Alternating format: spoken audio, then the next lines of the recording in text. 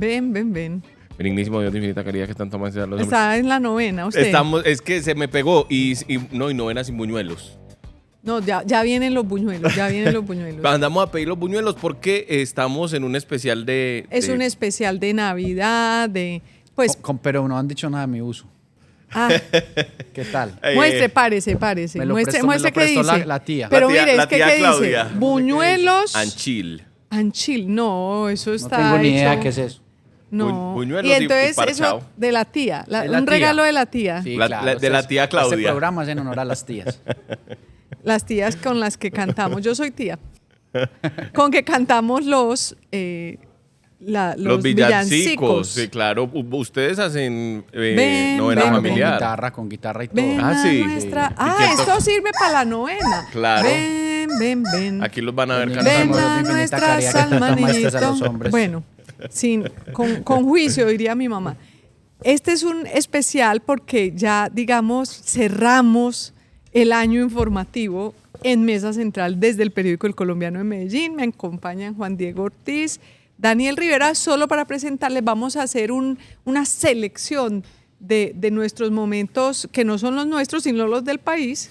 O sea, malas noticias, pues, básicamente. Miren, vamos a presentar las malas noticias. No, lo que pasa es que con el tiempo uno ya se ríe. Claro, ¿Cierto? claro. Y pues no sabes, pero yo creo que uno puede repetir y ver a ver si algo ha cambiado de allá para esta parte.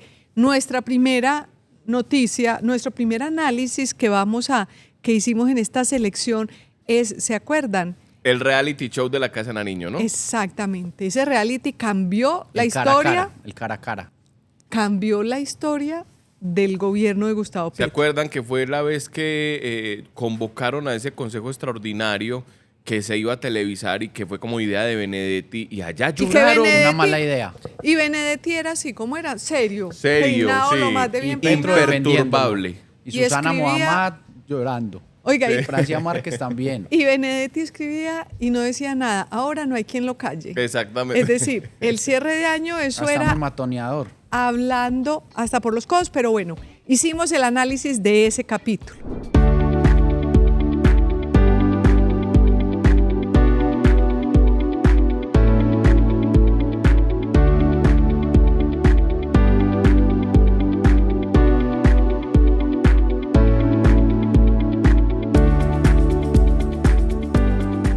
Esta semana estuvo, pues yo no sé si decir que chistosa o trágica, es decir, era como un chiste cruel.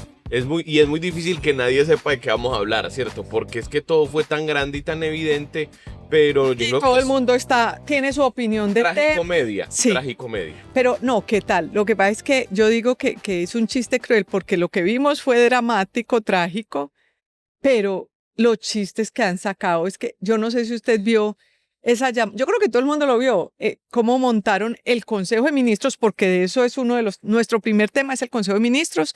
Buenos días, Diego, nuestro editor económico. Buenos días, Daniel. Y nos acompaña Nicolás Rivera desde Bogotá, que es nuestro periodista especializado en Palacio de Nariño. Entonces, los memes y los chistes fueron una cosa de morirse de la risa. ¿Qué tal ese? ¿Vieron el del Chavo del Ocho? La llamada. Espectacular. Espectacular. No, maravilla. Ese pedacito, yo creo que hay que poner, aunque sea el pedacito en que llama lista. Chavo, aquí estoy. No se dice aquí estoy, se dice presente. Eso. Eso. Bueno, uno se ríe, pero por Dios. No, riámonos para no llorar. Reír para no llorar, de Porque en acuerdo. realidad, pues todo el mundo lo vio como si fuera un reality. Es decir, tuvo todos los componentes del reality. Todo el país pendiente, en hora prime time, hubo llanto, lloró Susana Muhammad, que porque ella no podía compartir mesa con Benedetti, pero pues compartió más de 5 horas. ¿No? Con mucha razón. Con mucha razón, pero ahí se quedó. Ella dijo no va a renunciar, como si con eso se fuera y Benedetti, y no se fue Benedetti. No, Benedetti. Hubo regaños. No, Benedetti se... Regaños a diestra y siniestra, eso es como, yo no veo nunca los realities, pero todo el mundo dice que en Casa Estudio eso es, sobre todo el chisme, es que yo creo que realmente cuando la gente ve un reality es para ver el chisme de la gente. Y aquí nos dejaron al descubierto todos los chismes. Que se corroboró lo que ellos decían que era mentira. Siempre que se hacían notas sobre los ambientes en la Casa de Nariño y en los consejos de ministros decía que había dos bandos, los benedictianos arabianos y los M19 de toda la Bueno, vida, y ahí quedó claro, picado. de eso vamos a hablar ahora y nos va a contar Nicolás muchos detalles que él tiene. Sin embargo, yo creo que es importante, más allá del chiste, pues yo no sé, ¿usted iba a decir algo? No, que fuera del chiste, la locución presidencial que le hicieron pasar así tuvo más rating que La Casa de los Famosos, que es el verdadero reality que lo transmite Ah, RCN. del verdadero reality. Sí, y lo más chistoso es que yo no sé si esto, yo no creo que esto lo hayan preparado y de pronto empiezan a salir una cantidad de problemas del gobierno. Es decir, es como, yo nunca había visto un presidente de la República en ninguna parte del mundo, de pronto habrá habido en algún par, que se sacrifica, que se inmola públicamente porque en Espacio AAA dice somos un fracaso. Lo primero con lo que empieza diciendo es, teníamos 196 compromisos y no hemos cumplido 144, es decir, un gobierno 2 años y medio después solamente ha cumplido el 15% de sus compromisos, lo cual es, pero el fracaso rotundo. Entonces aquí hay 195 compromisos hechos, establecidos con el pueblo, de los cuales 146 no se han cumplido hasta el momento. Señores y señoras, anoten. Los tengo todos por ministerio.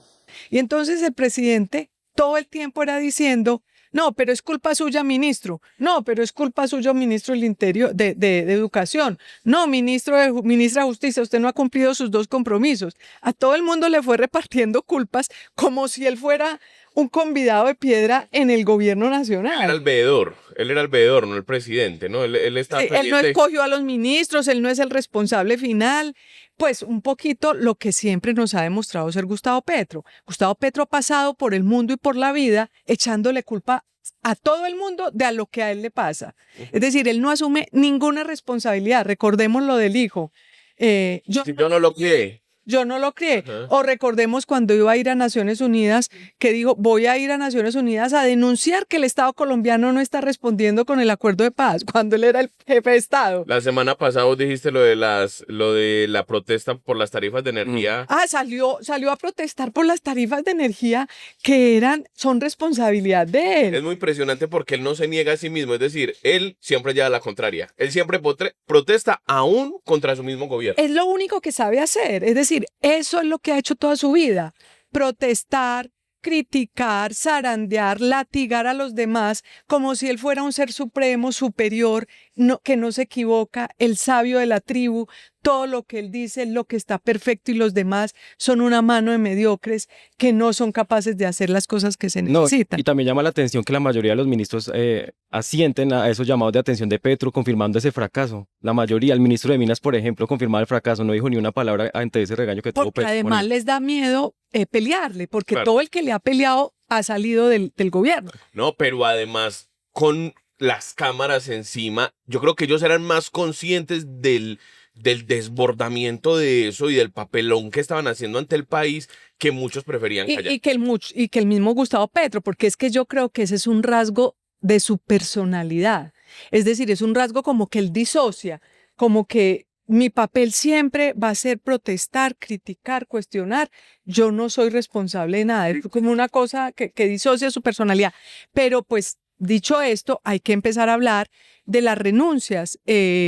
Nicolás, cuéntenos un poco, pues este papelón que hizo el gobierno, pues no sé, ya produjo unas renuncias y se anuncia que podría renunciar el ministro del Interior. Cuéntenos un poco quiénes han renunciado. Luz María y a todas las personas que nos escuchan y nos ven en esta central, un saludo especial. Efectivamente, este Consejo de Ministros inéditos produce hasta ahora la renuncia de 2 funcionarios destacados en sus respectivas funciones, como el director del DAPRE, Jorge Rojas, que duró apenas una semana nombrado en ese cargo, pero venía de ser vicecanciller del Ministerio de Relaciones Exteriores. Y era, Y el era un ministro- personaje, y era un personaje muy del corazón de Gustavo Petro, era de su línea de centro. Amigo, era amigo. Porque él era De la toda calle. la vida, del proyecto político de toda la vida, ha estado con él al lado todo el tiempo. Efectivamente, y además ya hablaremos de esto en un momento, pero el presidente le expresó en Twitter un mensaje muy duro contra él diciendo que él había generado el caos del Consejo de Ministros. Salió además el ministro de Cultura, Juan David Correa, una persona que venía del mundo editorial y también renunció directamente, textualmente, por decir que no podía compartir gobierno con Armando Benedetti. Y el colombiano confirmó que los próximos días saldría Juan Fernando Cristo, ministro del Interior. Están acordando con el presidente Petro qué día exacto sale. Va a haber más renuncias. La ministra Susana Muhammad también sería una de las personas que saldría y coincide con sus aspiraciones electorales de cara al 26, y hay otros funcionarios también que podrían salir en los próximos días. Pero fíjese usted, lo más grave de todo esto es que parte del show del Consejo de Ministros tuvo que ver con que se le revelaron muchos ministros al presidente Petro porque ahí estaba Armando Benedetti. El presidente no solamente los atacó a su propio equipo, les dijo sectarios, les dijo que tenían dobles agendas, que tenían agendas ocultas, es decir, esa es otra característica del presidente, que es un desconfiado. Él desconfía de todo el mundo, cree que todo el mundo es malo, cree que en este país todos somos malos. Un líder no puede ser eso, no puede ser una persona que vive con desconfianza. Pues ya lo contaba yo un día, él dormía con una metralleta en su habitación porque él cree todos los días que lo iban a matar. Entonces, él ha construido, bueno, pero volviendo que al punto. es el rasgo del autócrata, ¿no? Que no puede confiar en nadie. Exacto. Entonces, sectario, les dice sectarios a los mismos de su grupo, era para decir, ¿qué tal todo esto para defender a Armando Benedetti? Es insólito. El preso necesita una segunda opción, cualquiera que sea su delito. Por eso yo nunca he votado por la cadena perpetua. Usted tampoco, Benedetti. Pero ¿cuál es el caso de Benedetti? Cuando yo hice los debates del paramilitarismo en el Senado, Congreso en general, siendo militante del Polo Democrático, el Polo Democrático no se paraba a hablar excepto uno u otro congresista a defenderme. Incluso Robledo se paró a atacarme. Y el primer congresista que se paró a defenderme en medio de la época paramilitar, de la gobernanza paramilitar y de un congreso entregado al paramilitarismo, fue Benedetti. La única razón por que Benedetti esté al lado mío es porque sí tiene una especie de virtud, que es ser loco. Que era Batman.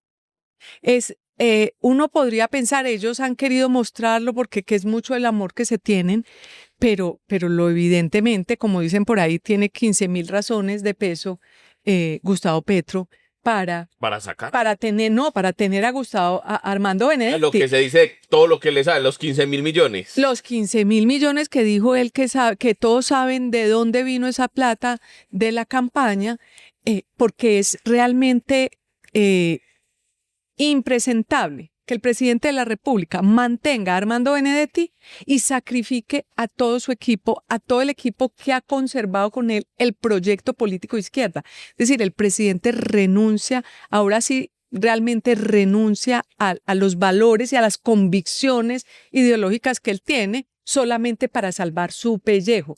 Se demuestra una vez más que todo lo que él está haciendo es siempre tratando de salvar su pellejo y envuelve a todo el mundo con unos discursos muy idealistas, pero los envuelve haciéndolos creer que él en realidad está trabajando por el bien de todos. Y la conclusión con esto que pasó es que no. Es que definitivamente cuando él le apuesta a un personaje como Armando Benedetti, que acaba de ser llamado a juicio por la Corte Suprema de Justicia por corrupción, por un asunto de corrupción, cuando le apuesta a una persona que ha golpeado a sus esposas, según testimonios de personas y de ella misma. Y de la justicia de España.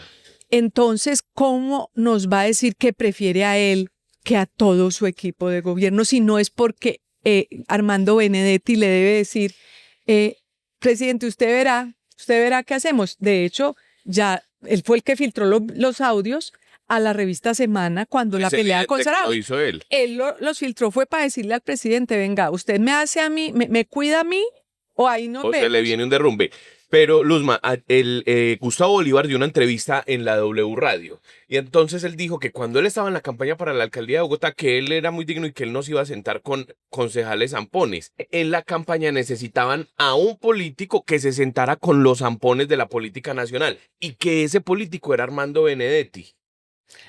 Y entonces lo necesita ahora para otra campaña, ¿o qué? Exactamente, eso es lo que estaba diciendo Gustavo Bolívar. Entonces que él no sabía, él casi que dice que los caminos, como la Biblia dice de Dios, los caminos de Dios son inescrutables, que los caminos de Petro son inescrutables. No, ¿Quién no, sabe no, para eso qué es lo muy claro. necesita? Realmente esas personas, yo por ejemplo creo que algunos de ellos no renuncian porque si renuncian no tienen nada más que hacer. Varios de ellos. Obviamente Gustavo Bolívar sí es un libretista, puede seguir en sus libretos, no necesita. Pero hay otros ministros que tal vez no renuncian porque no tienen que hacer ahora, porque su futuro, su presente, su pasado es Gustavo Petro. No, entonces es como una religión, como una iglesia a la que siguen a un señor. Pero quiero que Nicolás nos hable con motivo de lo que acaba de decir Daniel del tema de que Benedetti es el que habla con los zampones, lo que dijo, porque es que en el Consejo de Gobierno se dijeron cosas muy graves, muy graves. Toquemos unas 2 o 3. Lo que dijo el director, el director de la UNP, de la Unidad Nacional de Protección, Rodríguez, que ha sido mano derecha de Petro en todas sus denuncias sobre el paramilitarismo. Es decir, el gran investigador de Petro es Augusto Rodríguez, no es Petro, sino que Petro era el que daba la cara y presentaba las denuncias. ¿Qué fue lo que dijo Augusto Rodríguez en ese Consejo de Gobierno que implica efectivamente a Benedetti con un tema aparentemente de un delincuente?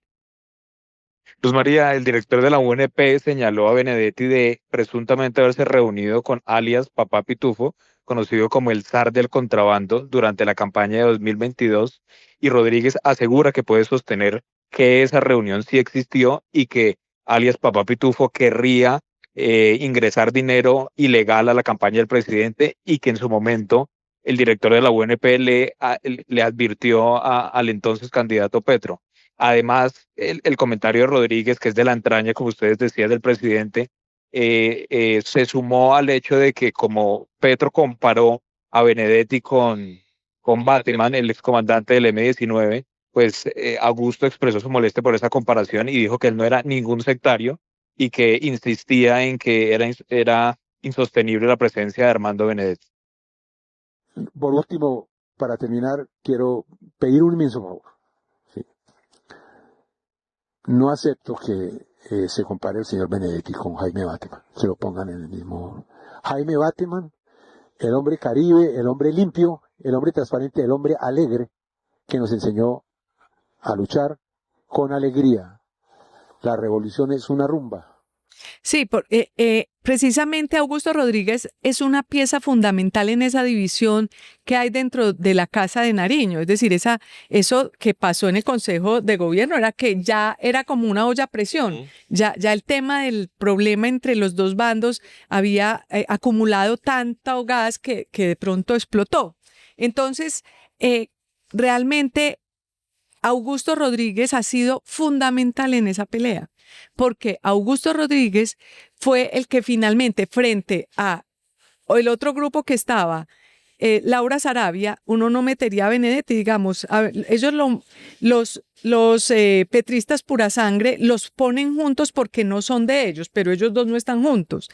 Y no hay que olvidar otro personaje que era Verónica Alcocer, porque mientras Verónica Alcocer estuvo, mientras ese matrimonio duró entre comillas, no sé, yo no me consta nada, mientras duró, Laura Sarabia tenía todo el apoyo, ahí tenía todo el poder.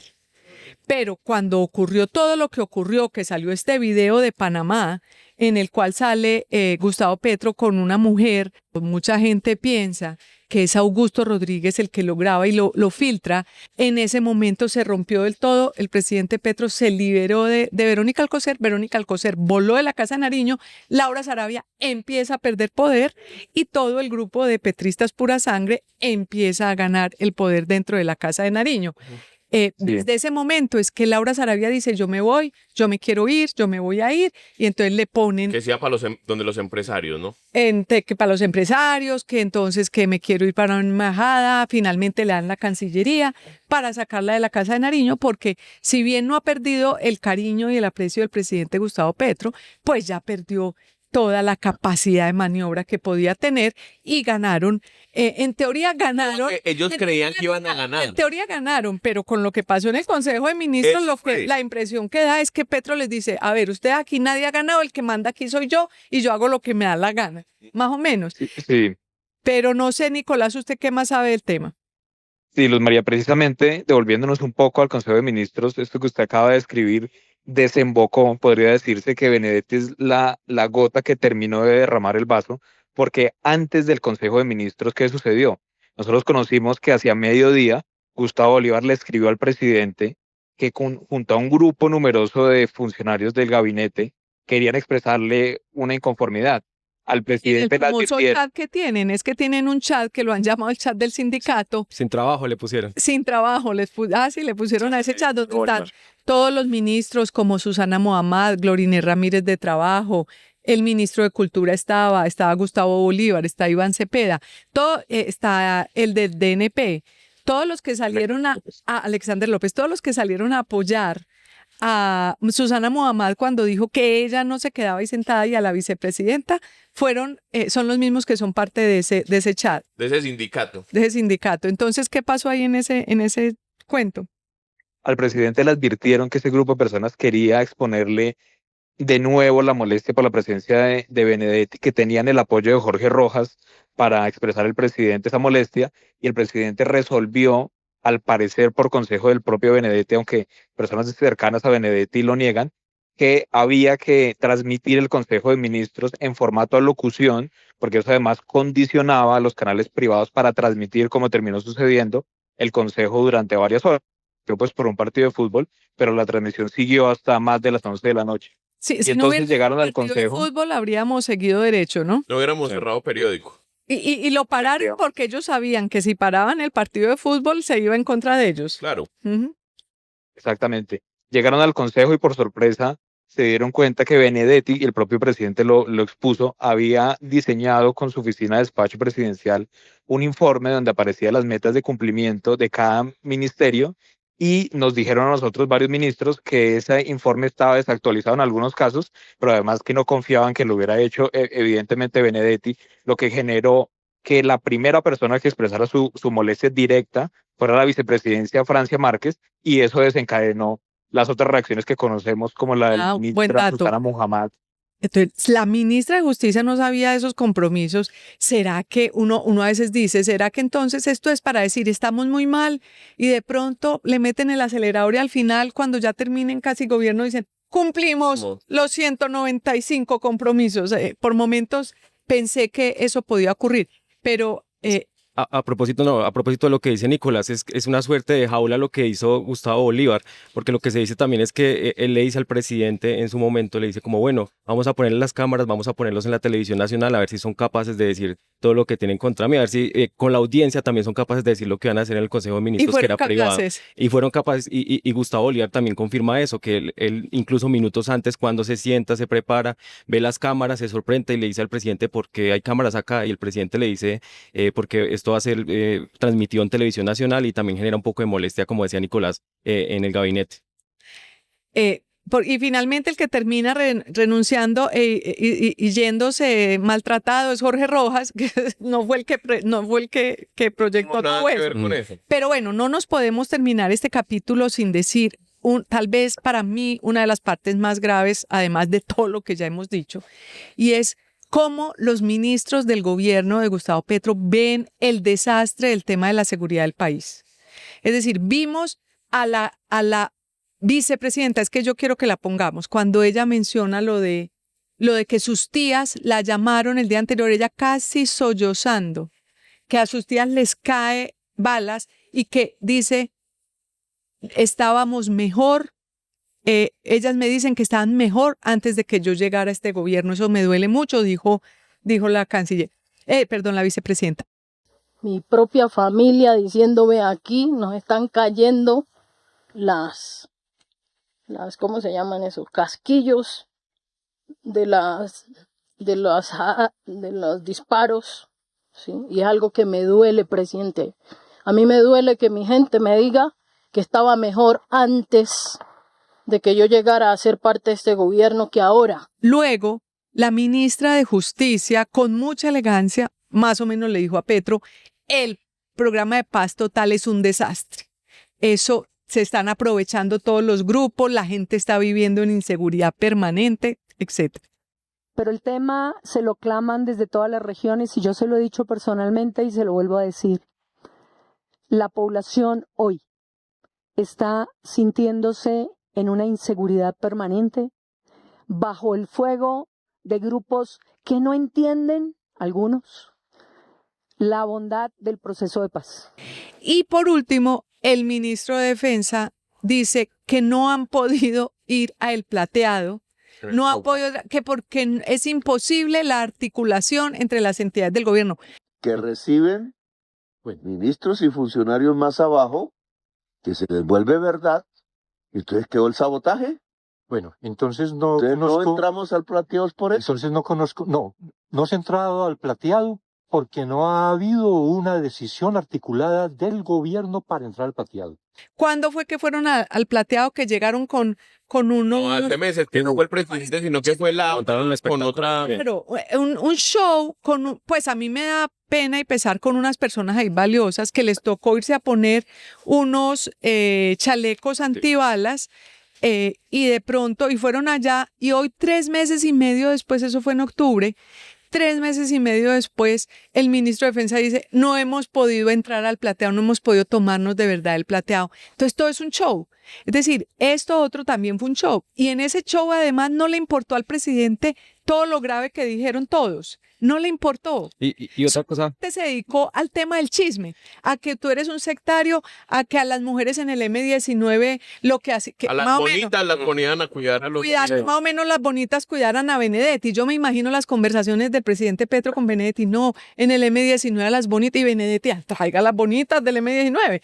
Pero bueno, decían una cantidad de tonterías en medio de un país en una situación tan complicada, que por lo menos hubo estos ministros que por lo menos sí pusieron temas serios y de preocupación para todos. A mí me parece que es muy lamentable esa figura en la que terminó mostrando el presidente Gustavo Petro, que siempre, más allá de cualquier cosa, siempre fue visto como un gran discursante, un muy buen orador en el Congreso o incluso en plaza pública, o siempre salían esos memes de peinó a tal candidato, y aquí terminó convertido en un tipo que habla de cualquier cosa, que habla del amor y cita No, pero a Márquez. creía esos del peinó a tal candidato, esos que decían peinó a tal candidato. No, yo sé que esos son bodegas. Si había una imagen alrededor de que este tipo sabe, ahora es un charlatán. Pero además porque cometió muchos errores. Ujú. Se equivocó en lo de Neruda, en el contexto histórico que le puso a Neruda. Se equivocó en lo de la muerte de Simón Bolívar, que lo habían matado, dijo. No, pero es que si no revisar lo que dijo del amor alrededor de Benedetti, que había que darle amor y que él... No, es de verdad Es que una impudicia. él encuentra un discurso para Sí. justificar sus peores pecados. Entonces, y otra cosa, Luzma, me parece insólito que el presidente entonces se está enterando de cosas muy importantes por la prensa. Se entera de que Ecopetrol renueva un contrato importantísimo de fracking en Ese fue Estados otro Unidos punto por la importante, prensa. sí. Y después al día siguiente pide que lo tumben, que vendan esa operación. Es decir, él en realidad, yo creo que de todo lo que estaba pasando ahí se estaba enterando, porque él dijo, leí esta mañana en el periódico El Tiempo que seguíamos con el fracking hasta el 2027.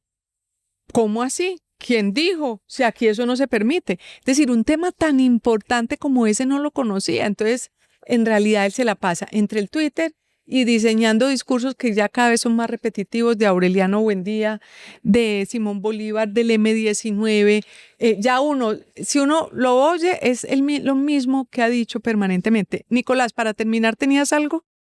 Sí, Luz María, hay un rasgo importante que el presidente hizo en su defensa respecto a la idea de sostener a Benedetti y a Laura Sarabia en el gabinete, haciendo la relación a que es como un sancocho en el que metes muchas cosas y que la política en esencia requiere otras opciones y otras formas de ver la vida.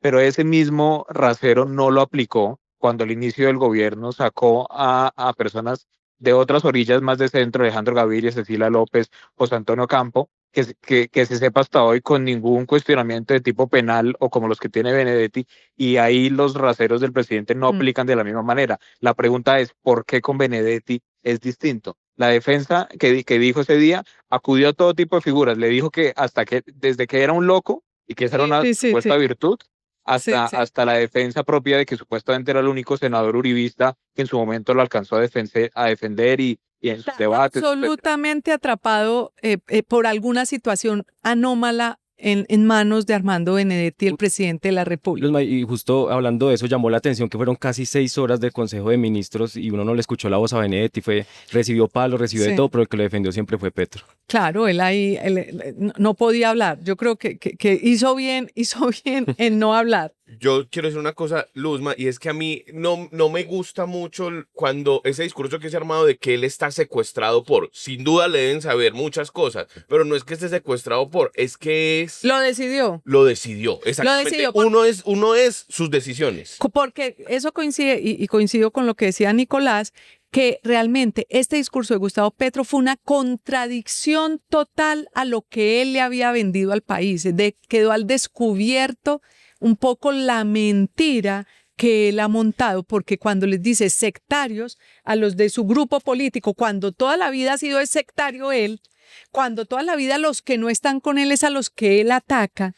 Pero usa la palabra de más sindicalistas, que él era una bandera de él, para decirles que eso exactamente, es mal. Para asociarse con una persona que tiene problemas de corrupción, de clientelismo, como le dijo la vicepresidenta Francia Márquez, que creo que salió muy digna en ese consejo de gobierno. Ella, la ministra Mohamed salieron muy dignas. Y al otro día Juan David también. Sí, y Juan David también, se le aplaude también al ministro esa dignidad. Pero la Francia Márquez dice, es que no podemos estar contra los que han construido lo que usted y este proyecto político siempre ha cuestionado. Es que realmente el presidente Gustavo Petro creo que ahí selló su historia, demostró ante todo el país el tipo de personaje que es y de pronto se ha envenenado un poco con su propia imagen y él mismo quiere sostener una imagen que ya no tiene realmente casi ni respaldo en sus propias huestes. El segundo tema de este resumen es, mucho tiempo se dijo que Petro, que tomaba, que metía, que consumía mucho café, pues Leiva dijo que no. Pues lo café no, es que como María Jimena Duzán en un momento dijo, sí. Y entonces Gustavo Petro le respondió, no, yo solamente soy adicto al café, y lo que nos dimos cuenta es que ha tomado café todo el año.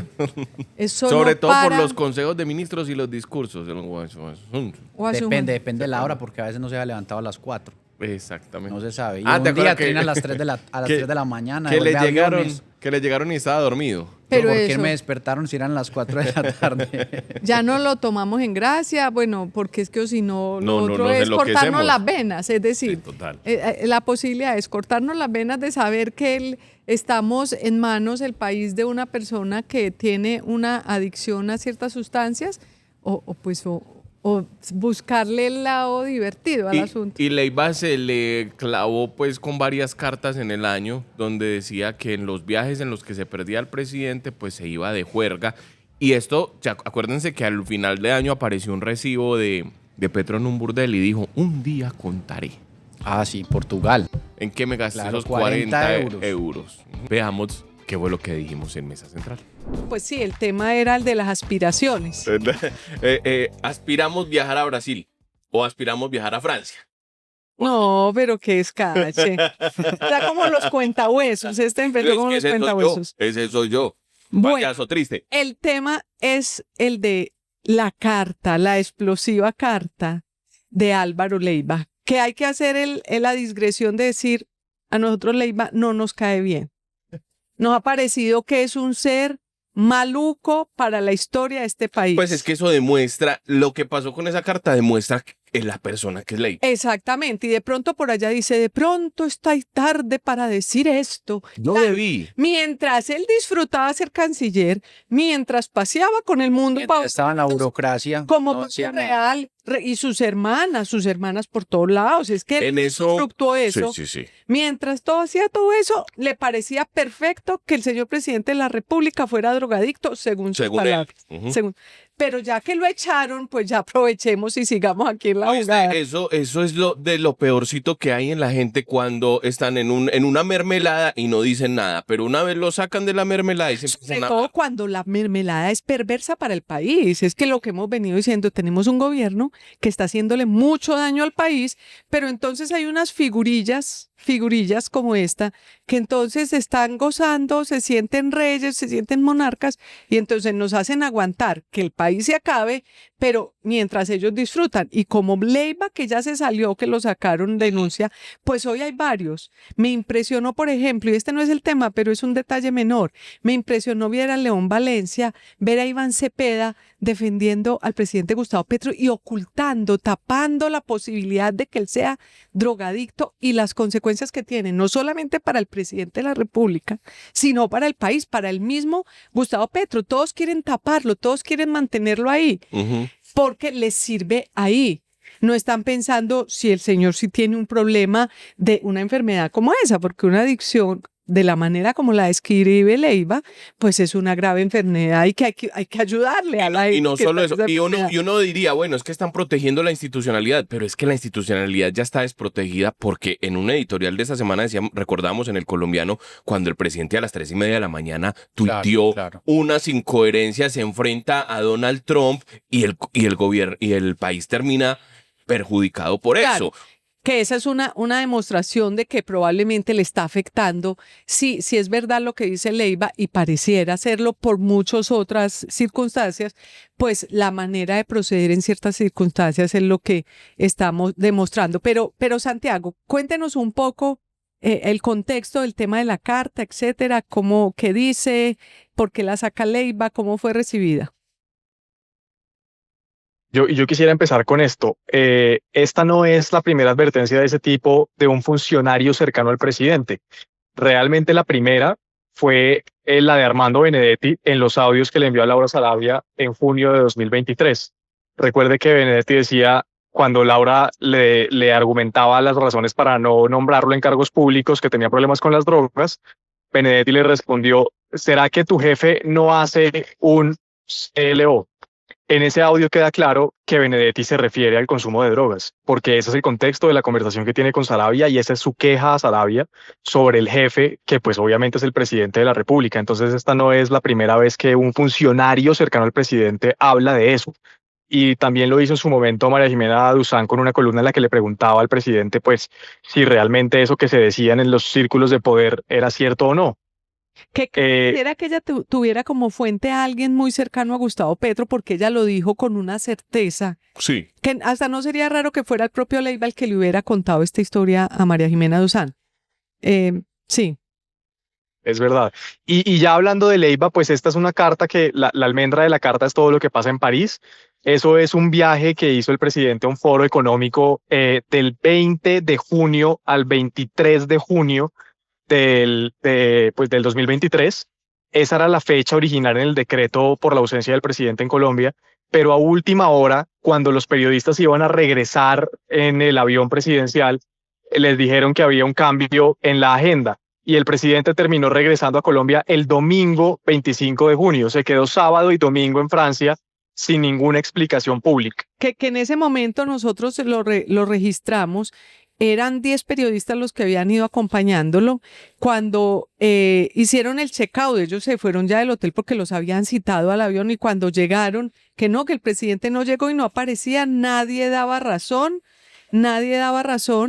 Y cuando apareció, lo que nos dijeron a todos, lo que dijeron públicamente, era que había tenido una reunión, o iba a tener una reunión con los de los aviones Rafael, que justamente son los que finalmente no compró el gobierno, pero lo que pasó fue que esa reunión no se dio. Y hay una cantidad de mentiras ahí en ese tema. Hay mucho encubrimiento ahí porque nunca fue clara la información. Nunca fue clara, nunca fue clara, pero dieron una información que fue mentirosa, porque luego en el decreto con el cual anunciaron la extensión de la estadía del presidente en Francia, porque eso toca hacerlo con todos los presidentes, lo que dijeron fue que hubo problemas de orden técnico aeronáutico. Entonces, aeroportuario. Entonces, como varias excusas distintas, porque ni siquiera son tan displicentes con la opinión pública, tan displicentes con el compromiso del deber, que no se ponen de acuerdo ni siquiera para inventar la excusa concreta. Pero todas estas mentiras lo que demuestran, y todavía hoy, esta semana que entrevistaban al embajador Prada, Prada montando otras mentiras, diciendo otras mentiras. Es decir, pareciera que estuviéramos en el régimen de la mentira. Luzma. Este gobierno, para encubrir todas las cosas terribles del presidente de la República, pues va de mentira en mentira en mentira, engañando a la gente y al país. Cada uno dice una mentira distinta. Ese es un asunto. Esta semana nomás, la hija del presidente, ella vive en Francia. Ella dijo, no, el pecado de mi papá fue que estuvo conmigo y con mis hijas. A ella la entrevistan en la W y ella dice, no, estuvimos juntos unas horas. Y creo que es Calvás el que le pregunta, pero ¿y entonces qué pasó en la noche? Y ella dice, no, en la noche no sé porque yo salí con mis amigos esa noche. O sea, verdaderamente la excusa de que además estaba con la hija, pues seguramente sí pasó unas horas. Es una mentira. Nadie sabe qué pasó en esos 2 días. Y por otro lado, desde el momento 1 siempre se dijo que Petro se había ido de fiesta. Eso siempre se ha dicho, ¿no? En París. Y más allá de esto, pues no, lo de París pues es como la anécdota porque es a lo que se refiere Leiva, y Leiva dice que hasta los servicios de inteligencia de Francia, es una frase que uno no acaba de entender. Eso es lo más grave. Sí, como que uno no acaba de entender esa frase, Santiago, porque dice que los servicios de inteligencia de Francia saben, no sé si saben o no saben, o fue que no lo encontraron, es lo que nunca supe. Eso es lo más grave, Luz María, porque en esa carta, Leiva no solamente habla de una especulación o de un ruido o de que le contaron, sino que él habla de una interacción que él como canciller tuvo con la inteligencia francesa, que estaba en ese momento a cargo de la seguridad del presidente, y dice que es bochornoso cuando la inteligencia francesa le informa dónde estaba el presidente y las excusas que él tuvo que dar. Entonces, esto es algo que pasa de ser un chisme a un asunto de seguridad, incluso de la policía francesa. Y en la carta también dice Leiva que no es la primera vez. Es decir, que eran episodios que ocurrían, que otros episodios, pero que en este él fue testigo de primera mano por lo de la inteligencia. Pero da a entender que en otras salidas habría ocurrido lo mismo. Porque, pues, volvamos sobre el tema. Desde el día que lo eligieron presidente, Gustavo Petro le está mintiendo al país sobre sus desapariciones. Me acuerdo, nosotros hicimos una investigación. Entre el 1 y el 4 de agosto, Gustavo Petro tenía agenda como electo. Antes de la posesión. Electo. Sí, claro. De hecho, tenía una reunión con 917 alcaldes en el Hotel Rojo, en el Salón Rojo del Hotel Tequendama. No llegó. Echaron el cuento de que estaba en Caño Cristales y haciendo unas fotos allá, sí. Y no era verdad. Nosotros lo documentamos. Había estado en Caño Cristales 15 días antes. No era en esos días que había estado. Entonces, desde ese día empezó a mentir y nosotros hemos recogido, y son más de 80 fallas, a actos donde deja metido a todo el mundo. Y ahí deja metido a presidentes importantes del mundo y deja metido a los más humildes, deja metido a los de la fuerza pública en sus celebraciones, y eso se convirtió en una mentira permanente que es producto de ocultar probablemente que él esté dedicado a su tema del consumo de drogas. Recuerden cómo llegó ese 20 de julio vestido de blanco es decir, llegó como cuando uno llega emparrandado a una cita que tenía al día siguiente, que llegó con un vestido de lino blanco, tarde, se le veía mal. Entonces está llevando una vida muy complicada, muy difícil. Y eso hace que... El día del trino con lo de los aranceles y Trump, que también se manejó que estaba en Coveñas y tampoco fue clara la información ese fin de semana de dónde había escrito ese trino a las 3 de la mañana. O cuando estuvo en Cartagena, que después apareció con una foto de una rodilla pelada y dijo, no, es que fue que me caí y mostró la evidencia en Twitter. Pero hay una cosa... Es además todo como muy burlesco, es decir,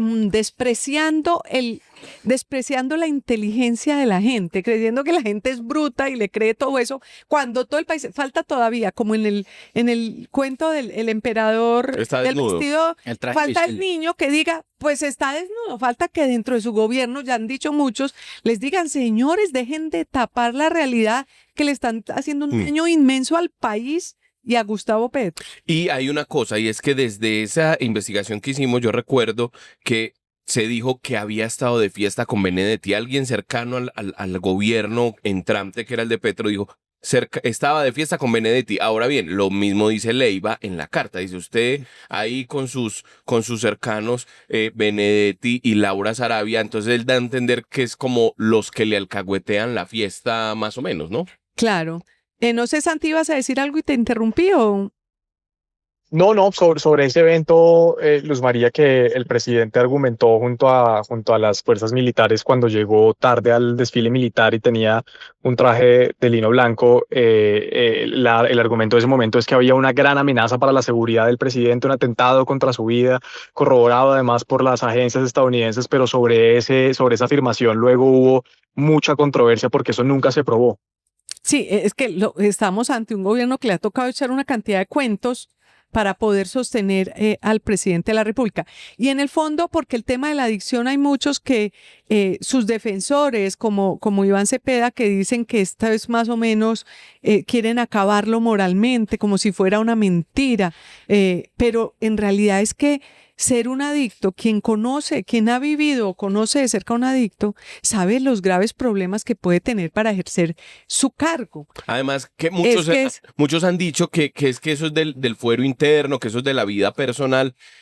Y entonces citan que el 80% de los consumidores no tienen problemas con su vida, con el resto de su vida, con su vida familiar, con su vida laboral. Pero es que aquí estamos viendo que sí lo tiene. Es problema, exactamente. Y mire lo que pasa. Esto a mí es que me parece que todo casa con todo. Cuando el Consejo de Ministros, que se le insubordinó todo el mundo y que él decidió desprenderse de todos sus más leales, hasta de Susana Muhammad y Juan David Correa, de todos ellos, él elige a Armando Benedetti. Cuando una persona está adicta en un estadio difícil, se conecta es con quienes son como él adictos, porque no resiste que las personas que llevan un ritmo de vida normal. Entonces esto de que él se desprenda tan fácil de sus equipos como yo creo que es una primera demostración de esto. ¿De a quién escoge? ¿Y quién lo surte? ¿Quién le surte? Supongamos que lo de Leiva sea cierto. ¿Quién le surte los insumos para su adicción? Entonces también, es decir, por eso es que tiene tanto poder Armando Benedetti o incluso otros. Que es un adicto declarado, ¿no? Él dijo, yo estoy en ¿cómo se llama? En rehabilitación. Y Laura Sarabia trabajó primero con Benedetti, le conoció las mañas en el Congreso y luego pasó a trabajar con el presidente Gustavo Petro. Y además, pues tienen unos delirios, pues a los adictos en un momento dado llegan a un nivel de delirio. De nivel de persecución. Delirios similares a los que hemos escuchado en algunos de los discursos de él, asimilándose a Simón Bolívar, cuando sale y habla del cinema italiano de la época y él se transporta. Pues yo creo que de verdad la situación de Gustavo Petro es difícil. Lamentablemente no pareciera por ahora que hubiera mucho que hacer, sino que el país un poco soporte, aunque Santiago, entiendo que el Código Disciplinario detalla como una falta grave o una falta al trabajo quien por consumo de sustancias pueda no desempeñar su trabajo como corresponde. Yo no sé si hay algún tipo ya de denuncias al respecto para que las autoridades actúen.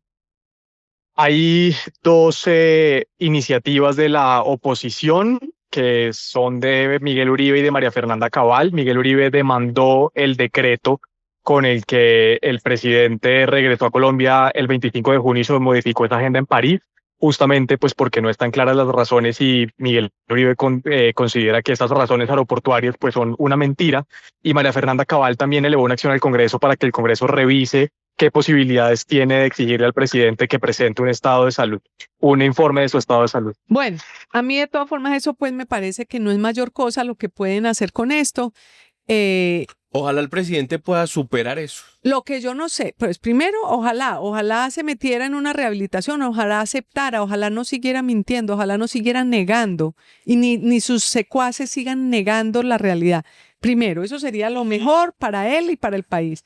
Segundo, yo creo que debe haber una opción de declararlo indigno. Es decir, yo no sé si los congresistas han revisado en la comisión de acusaciones hay algún motivo de indignidad, porque evidentemente si se logra hacer una investigación, se logra toxicológicamente demostrar que tiene un problema, pues es que el país no se merece que lo esté gobernando una persona que esté sometido a la dictadura de la droga. Es que el problema de la droga es que uno, quien es adicto, pues no tiene la voluntad para manejar. Entonces ese es el problema, ese es lo más duro. Y uno no se niega a sí mismo. Oiga, y el tercer programa que vamos a recordar es Petro y su guerra a muerte, el discurso del 1 de mayo. ¿Se La acuerda que banderita, agitó ¿no? la bandera de Bolívar con la que ¿Cómo la Bolívar agitó? empezó? Movió apenas las manitos, pero parecía una cosa inocente, ¿no? Pero se le fue al Congreso, al cuello. Y decía esos HPs, pues Sí, muy chistosos sí, esos sí. HPs. Sí, fue una radicalización del discurso. Pero ¿se desde acuerdan ahí. que por esa época el presidente Gustavo Petro empezó a decir groserías en eventos públicos? Como que volvió el discurso chabacano. Sí, él en ese momento venía con todo el ímpetu, muy distinto al Petro que termina, me Sí, parece a mí. sí. En ese momento él sentía como que iba a ser asamblea constituyente, que iba a ser A llenar plaza pública. la guerra a muerte, era otro Petro en Y ese este último momento. año es como me juego los restos, ya lo que quede. Sí, ya ni el pelo le ayuda. Veamos este programa. Yendo a nuestro primer tema, que es el de la marcha del 1 de mayo y la consulta popular, que los dos están conectados. Juan, Santiago, si nos puedes hacer una primera aproximación de lo que fue la marcha y lo que significó el discurso del presidente Petro de cara además a la consulta popular. Bueno, pues esto es la radicación, era en la marcha del trabajo el acto oficial para la radicación de las preguntas y de la consulta popular al Senado. Ahora el Senado tiene un plazo de 30 días para pronunciarse sobre la consulta popular. Tienen la opción de pronunciarse, de avalarla o de negarla. Y luego de eso, si la aprueban, lo que va a ser muy difícil porque el presidente necesita 53 senadores, que es una mayoría simple en el Congreso, pues viene toda la logística para las elecciones por parte de la registraduría. Un evento más cargado de simbolismos por parte del presidente. Sale de la Casa de Nariño atrás de la espada militar, de la espada de Simón Bolívar que estaba siendo cargada por Casa Militar. Llega a la Plaza de Bolívar con sol. Estaba lloviendo antes en Bogotá, pero en ese momento sale el sol. La plaza estaba llena en el momento en el que el presidente da el discurso. Y pues es un discurso amenazante contra el Congreso. Incluso el presidente usa la palabra, el verbo revocar, pero también es contradictorio porque da mensajes ambiguos, como lo ha hecho recientemente. El presidente dice que va a revocar al Congreso si el Congreso no acata la decisión del pueblo. Y luego dice que lo va a hacer pero en las urnas, es decir, que se refiere a que los congresistas no vuelvan a ser elegidos. Dice que no se quiere reelegir, pero también le pregunta a su hija Antonella Petro que ella qué quiere, y mientras que las personas le gritan que se reelija. Y finalmente también hace una acusación contra dos senadores, Nadia Ablel y el senador Pinto, a los que relaciona con un crimen a un líder social en el Cauca durante esa jornada. Se dirige al Congreso con la espada de Bolívar y radica formalmente la consulta popular. Bueno, Santiago, toca usted varios puntos que vale la pena detenernos en cada uno. Primero, el tema de si estaba llena o si no estaba llena, si vemos el vaso medio lleno o medio vacío. Sin duda había mucha gente, es decir, acudió mucha gente. La pregunta es, ¿cuánta gente acude normalmente al 1 de mayo, más los indígenas que trajeron del Cauca, más los contratistas que obligaron a ir? ¿Cuánta gente es? Porque curiosamente me llamó la atención que cuando toman imágenes aéreas no tomaron la imagen grande de la plaza, porque evidentemente cuando ve uno en unos videos se ven blancos. Es decir, no estaba del todo llena, pero estaba muy llena. Es decir, yo creo que ahí no es que haya discusión, solo que Armando Benedetti y el mismo presidente días atrás habían dicho que iban a llegar 10 millones de personas. Entonces probablemente, según los datos oficiales, no llegaron ni 100.000. Entonces ahí, al ellos ponerse a hacer el pulso, pareciera que perdieron. Pero claro, salieron a decir esto fue una marcha histórica, la movilización nunca antes vista, pero en realidad creo que el presidente ve que su consulta popular no pasaría, yo creería no pasaría en las urnas si es con este público que está yendo. Y en el medio del discurso él dijo, hoy hay más de 200 marchas en todo el país, y en realidad las marchas en todo el país no fueron la gran cosa, fueron a lo que estamos acostumbrados los 1 de mayo. Aquí en el caso de Medellín se calculó que más o menos unas 5.000 personas, casi todas de los 7, 8.000 al final fue el balance acá en la ciudad. Sí, exacto, al cuando final. salieron eran Sí. 5.000, entonces tampoco hubo una gran convocatoria en las regiones, que era donde él supuestamente tenía peso. El otro punto que toca es que menciona usted a su hija Antonella, que a mí, La única que lo acompañó en la exacto, familia. que me llamó la atención la foto, Ujú. porque la foto ha cambiado mucho con el paso del tiempo. Es que cuando ya a él lo acompañan, creo que estaban detrás, si usted me ayuda, Santiago, estaba su hija Antonella, es decir, no estaba ni la vicepresidenta ni su esposa. Ni el otro Nicolás, ni Exacto. ni Sofía. Quedó Estaba Laura Antonella, Ojeda. Ujú. Laura Ojeda, que es bien interesante porque ella no había aparecido nunca en ese tipo de escenarios, es la pareja actual de Nicolás Petro y estaba bien muy presente. Exacto. Estaba la ministra de Cultura. De Culturas, y de la ministra de Culturas está el ministro de Educación y el ministro del Interior. El ministro de Educación y el ministro del Interior, como 3 personajes importantes ahora en el equipo de Gustavo Petro. Llama la atención que el ministro del Interior se le veía realmente muy mal a Armando Benedetti, y en algún momento dejó de aparecer, como si lo hubieran bajado o le hubiera sucedido algo, porque no dejó de aparecer en la foto durante el discurso del presidente. Y también estaba, no sé si era León Freddy Muñoz o quién. León Freddy Muñoz, y también estaba, se me acaba de ir el nombre de aquí, Estaba Marta la Peralta. representante que está con el tema de la cárcel de Itagüí. Ay, Isabel Zuleta. Isabel Zuleta, y aquí está diciendo Santi, estaba Peralta, Marta Peralta también estaba ahí. Y Marta Peralta vestida de indígena, por supuesto, como para que la foto completara, pero en realidad es un equipo muy, muy pobre. Realmente se ha quedado sin equipo Gustavo Petro. Estaba también la nueva jefe del DAPRE, pero bueno, se ha quedado un poco sin equipo. Me llamó la atención esa foto. Y Sabes, uno de los más sí. radicales. Sí, realmente si uno le hace radiografía a ese equipo, es muy flojo el equipo que acompaña al presidente Gustavo Petro. Y el tercer punto, que creo que ese es el más importante, es que usted menciona que le va a quedar difícil que el Senado le apruebe estas preguntas, Ujú. que necesita 53 votos y puede que no los tenga. Y en eso consistía toda esta puesta en escena del presidente. Se trataba de intimidar al Senado, de generar miedo, de decirle aquí va a haber guerra, toda es una puesta en escena de guerra. Pone el sable de Bolívar, lo destapa, sacan la bandera de guerra o muerte. Dice que esa bandera es de guerra o muerte. Guerra hasta la muerte. Hay un punto en que quiero que pongamos en el video donde él dice que si no pasan la ley, y se ríe socarronamente, les blande la bandera de la guerra o muerte, de la libertad o muerte. Veamos ese video. Esta bandera que yo antepongo contra esas rejas y mortajas rejas negras que tiene el Capitolio de Colombia, significa que hoy por hoy el pueblo de Colombia, en todos los rincones del país, en sus pequeños municipios y en sus grandes ciudades, en sus campos y en sus edificios y casas, dice que llegó la hora del pueblo.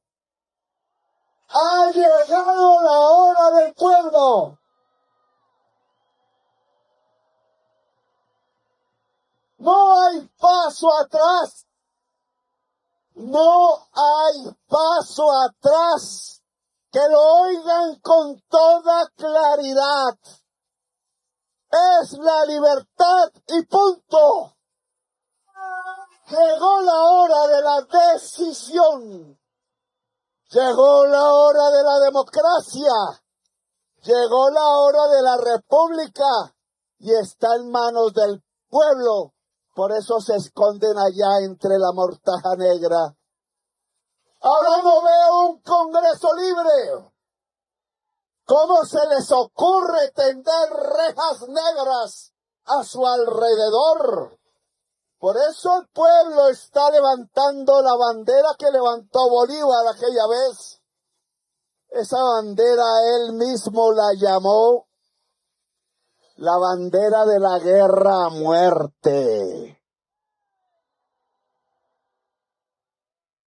en general, el discurso fue lleno de agravios al Congreso de la República, es decir, trató incluso a Miguel Ángel Pinto de homicida, que porque a un señor lo mataron esa mañana en el Cauca, entonces que porque no pasaron o que porque no quieren pasar la consulta, entonces que el responsable de la muerte es Miguel Ángel Pinto, háganme el favor. Es decir, estaba lleno de burlas, Y se refirió manipulación. al senador Cepeda y entonces después dijo, Cepeda el malo. Sí, ¿Cierto? y no, Hablando de y Efraín. que ellos estaban envueltos y que el Congreso estaba envuelto en una mortaja negra, cuando eso es ¿cómo es? El telón que siempre le ponen al Congreso para que no lo pinte. Y que lo han puesto desde que él era congresista. Desde hace Desde mucho siempre. tiempo. Entonces, realmente fue toda una puesta en escena para intimidar al Congreso. ¿Por qué? Porque lo único que tiene Gustavo Petro para salvar a su bancada en las elecciones al Congreso de marzo del año entrante es tener una plataforma como la consulta popular alrededor de lo que él llama ya derechos colectivos. Es decir, es que le den a las personas horas extras y que el horario sea menos largo. Eso ya para él son los derechos colectivos, lo extrapola, hace una narrativa, él necesita eso. Y si el Congreso no se lo aprueba, no hay consulta popular. Porque él ha querido decir, lo dijo la semana pasada, lo amenazó, que Saca por decreto. y no se puede sacar No se por puede. decreto, porque como ya lo contamos en el periódico El Colombiano esta semana, hay dos tipos de consulta popular, la que convoca el gobierno y la que convoca a la gente. Si es convocada por la gente, pueden, si pasan 30 días y el Senado no responde, se va a consulta. Pero si es convocada por el gobierno, no hay manera. Tiene que pasar por el Congreso de la República. Entonces, por eso es toda la amenazadera del presidente Gustavo Petro. Y estaba hablando Angélica Lozano, hay que recordar que Angélica Lozano fue la banderada de la consulta anticorrupción, la única consulta que se ha hecho en este tiempo, y dijo que cuando ellos lo fueron a hacer, el requisito que les dio el Senado es que no tuviera nada que ver con las elecciones de Congreso. Por eso lo hicieron luego de las elecciones al Congreso.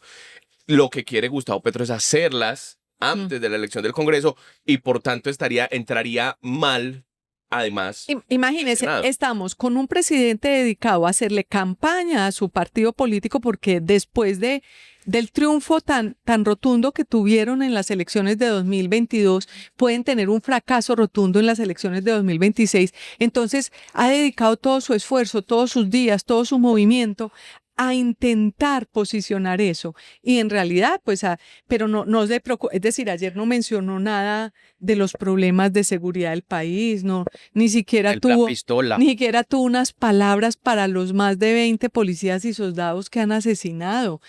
Fue realmente, es muy decepcionante que un líder de un país dedique todo su tiempo a dividir, a atacar a sectores y no a lo que él debe representar, que es la unidad del Estado. Pero además es que fue muy violento y Juan Di nos iba a hablar justamente del tema de la bandera. Sí, claro, una notica histórica del contexto del decreto de guerra-muerte, porque digamos que plantea en el contexto que hay también una división rotunda, porque esto Perdóname es... un segundito, sí. para darle el contexto a eso, para quienes no estuvieron tan atentos. El presidente Gustavo Petro sacó esta bandera de la que hablamos ahorita y dijo que esa bandera era libertad o muerte, que era la que utilizaba Simón Bolívar, y que esa esa es la bandera de hoy del pueblo colombiano, como si estuviera cambiando la bandera, que no es así. Sí. Y blandió la bandera y con ella amenazó también al Congreso. Claro, y en un contexto histórico de que se remonta a junio de 1813, ya había empezado la campaña libertadora y Bolívar no podía engrosar las filas del ejército ni podía tener tropas fuertes para hacer la guerra a los españoles. Además, la gente no estaba concientizada de lo que Bolívar llamaba la conciencia americana, la gente no estaba convencida de la campaña libertadora. Los indígenas eran españolistas. Exactamente, realistas. Entonces Bolívar en un momento dijo en Trujillo, en Venezuela, el decreto de guerra-muerte, y era frontalmente irse contra los españoles, ejecutarlos, porque necesitaba poner una frontera entre el americanismo y los españoles. Y Indalecio Líbano en la biografía dice algo que se asimila, ya ustedes lo mirarán. Dice: Bolívar estaba interpretándolo el decreto de guerra-muerte, que triunfaran las tormentas del odio donde habían fracasado las luces de la libertad. Exactamente, que ya que no logró la libertad, pues creemos el odio, si mal no lo interpreto. Sí, porque además necesitaba formar tropas. Claro, sembrar odio para poder dar una guerra, para poder tener tropas, para dar esa guerra. Una frontera puntual entre la conciencia americana. Claro, yo no sé qué es el problema que tienen estos caudillos latinoamericanos, pues que tienen que repetir todos a Simón Bolívar. Simón Bolívar ya se murió hace 200 años, ahora hay unos héroes más modernos y estos dedicados a unas historias ya perdidas en la historia, a otros momentos históricos, otras situaciones, pero Gustavo Petro, como en las redes sociales le recordaron, hizo lo mismo que hizo Hugo Chávez, blandir la espada, sacar la espada un poco también con ese propósito. Creen que son la reencarnación de Simón Bolívar y que entonces va a venir Simón Bolívar a dar esa batalla que en realidad no sabemos, la historia la ha contado, fue muy difícil y realmente se ganó, pero por muchas otras circunstancias, no propiamente solamente por Simón Bolívar. Bueno, esos tres tremendos momentos del país, más allá de lo que y todo en el mismo analizar. año, increíble. Todo en el mismo año, un reality show en que sacó a todo el mundo, a los leales, y cambió por completo lo que él venía haciendo, lo cambió por completo. Sí. Segundo, el problema tan grande de la adicción que hemos padecido, y él también. Y tercero, el tema cuando estuvo a un momento como de volverse demasiado agresivo contra el país. Y finalmente, pues ya eso ha pasado un poco. Todo eso pasó incluso la primera parte de este año. Entonces, muchas gracias por acompañarnos en este programa de hoy, en este primer resumen. Vamos a hacer uno o dos más. Rezar las novenas. Ya para terminar. Las que quedan. No, y sobre todo, y aportarse muy bien en estos 2 días que quedan para que el niño Dios traiga algo. Yo no sé si a los pollos, no sé si los pollos les va a traer algo. No se ganaron eso. Una salsa de ciruela para comerse un pollo de eso mejor. No hubo con qué para los pollos. Bueno. Luzma, ¿y usted qué le está pidiendo al niño Dios? La paz del país. Ay, Luzma, yo sabía. ¿Y Juando? No sé, lo que ya uno se resigna. No, yo ya no pido porque ya no me trae. Yo ya para qué pido, pues. Ya uno le da pesar, ya uno le da pesar de uno mismo porque uno pide y no le trae. Entonces uno dice, con uno se desencartan con unas medias. Sí, las tías, eso es muy de tía. Sí. Bueno, esperamos que hayan disfrutado mucho de lo que va de esta Navidad, de las novenas, de los buñuelos, de los alumbrados, de los que les lleguen muchos aguinaldos y que el próximo año no sea para todos espectacular. Muchas gracias por acompañarnos. Feliz Navidad. Feliz Navidad.